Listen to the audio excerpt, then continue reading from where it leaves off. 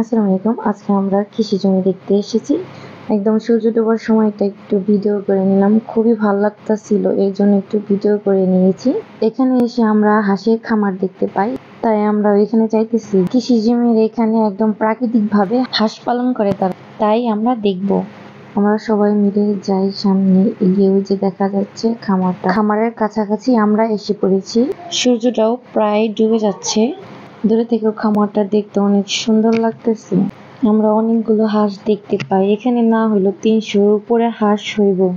আমার মেয়েটা তো হাঁস দেখে মহা খুশি, সে হাঁস ধরতেও চাইতেছে, আর তোর ভিতরে তো যাইবেই সে, তাকে তো ফিরে রাখা যায় না। খামারের মালিক সে হাঁসদেরকে খাবার দিব, এর জন্য বলল যে কিছুক্ষণ পরে বাচ্চাদের ভিতরে ছাড়তে।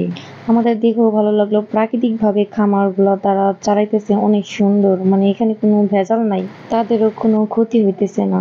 হাঁসদের খাবারও দেওয়া হয়ে গেছে, তারা একদম ফটাফট করে খেয়েও ফেলেছে। আমরা একটু ঘুরেও দেখলাম, ভালোও লেগেছে। প্রকৃতির যে সৌন্দর্য, যা কখনো শেষ হওয়ার নাই।